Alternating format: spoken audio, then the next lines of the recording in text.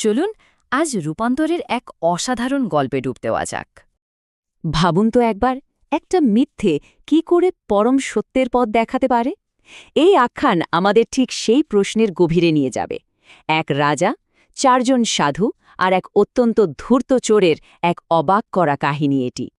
গল্পের শুরুটা হচ্ছে এক রাজ্যে, যেখানে এক রাজা তার ছেলের ভবিষ্যৎ নিয়ে একটা চমৎকার পরিকল্পনা করছেন। রাজার খুব ইচ্ছে তার ছেলে একজন মহান সাধু হয়ে উঠুক, আর এর জন্য তিনি ঠিক করলেন রাজকুমারকে কাছের জঙ্গলের 4 জন শ্রদ্ধেয় সাধুর কাছে পাঠাবেন।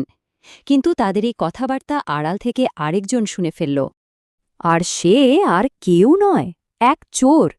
রাজপ্রাসাদে লুকিয়ে থাকা সেই চোর চুরি করার বদলে ভাবল, আরে ধরা পড়ার ঝুঁকি নিয়ে চুরির কি দরকার, তার চেয়ে সাধু হয়ে গেলে তো স্বয়ং রাজকুমারী শিষ্য হবে, মানে বাকি জীবনটা আরামে কেটে যাবে। কিন্তু সাধু সাজা তো মুখের কথা নয়, তাই নিজের অভিনয়টা নিখুঁত করতে চোরটা ঠিক করল সে সরাসরি সাধুদের কাছ থেকেই জ্ঞান অর্জন করবে। সে প্রথমে গেল প্রথম সাধুর কাছে। তিনি শেখালেন সবচেয়ে বড় ধর্ম হল কখনো কাউকে কষ্ট না দেওয়া, কারণ হৃদয় হল ঈশ্বরের স্থান। দ্বিতীয় সাধুর কাছ থেকে সে শিখল এক অটল নীতি, সবসময় সত্যি কথা বলা, এমনকি যদি তার জন্য মৃত্যুও হয় তাহলেও।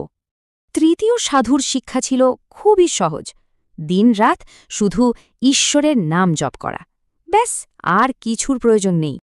আর একদম শেষে চতুর্থ সাধু তাকে শেখালেন পরম সত্তার কাছে পুরোপুরিভাবে আত্মসমর্পণ করার পথ।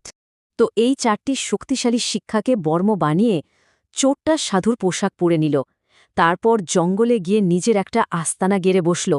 তার প্রতারণার ফাঁদ পাতার জন্য সে এখন পুরোপুরি তৈরি।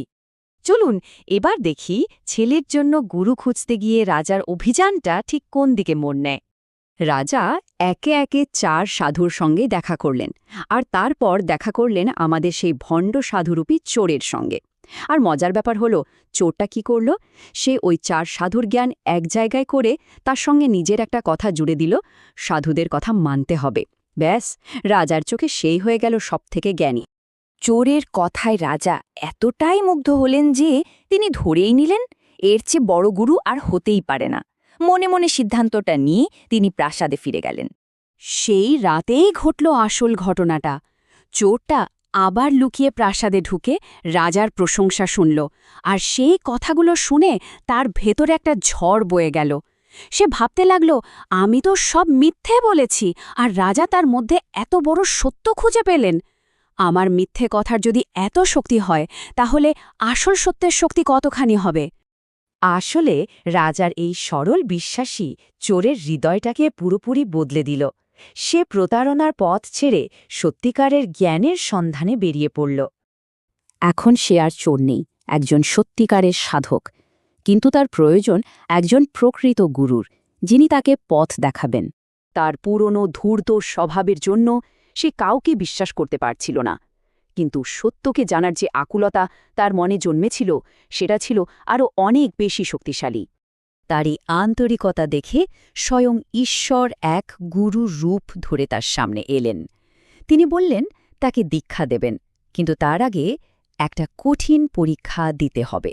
আর এইখানেই পরীক্ষাটা বেশ চমকপ্রদ। গুরু তার কাছে এমন 4 জন ব্যক্তির মাথা চাইলেন, যাদের মধ্যে সেই 4টে গুণ আছে যা সে নিজের সাধুদের থেকে শিখেছিল। মানে, একজন যে কাউকে কষ্ট দেয় না, একজন যে শুধু সত্যি বলে, একজন যে দিনরাত ঈশ্বরের নাম নেয়, আর একজন যে নিজেকে ঈশ্বরের কাছে সঁপে দিয়েছে। এটা তো খুব সোজা কাজ। এই ভেবেই চোরটা ছুটল সেই জঙ্গলের দিকে, যেখানে ওই 4 জন সাধু থাকতেন। কিন্তু মাঝপথেই তার মনে হল এক নতুন উপলব্ধি। হঠাৎ সে থমকে দাঁড়াল। সে বুঝতে পারল, গুরু তো আসলে 4টে আলাদা মাথা চাননি, তিনি এমন একজনের মাথা চেয়েছেন যার মধ্যে এই 4টে গুণই রয়েছে। আর সেই ব্যক্তি তো অন্য কেউ নয়, সে নিজেই। পরীক্ষার আসল মানেটা বুঝতে পেরে সে সোজা গুরুর কাছে ফিরে গেল আর বলল, এই 4টি গুণ তো আমার মধ্যেই আছে, তাই আপনি আমার মাথাটাই নিন।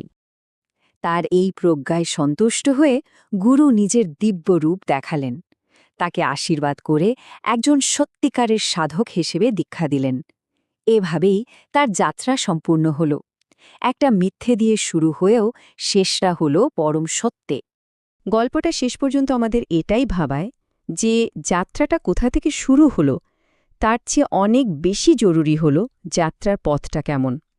আর এই প্রশ্নটাই থেকে যায়, কোনো একটা গুণ যদি প্রতিদিন অভ্যাস করা যায় তাহলে কি জীবনের পথটাই বদলে যেতে পারে?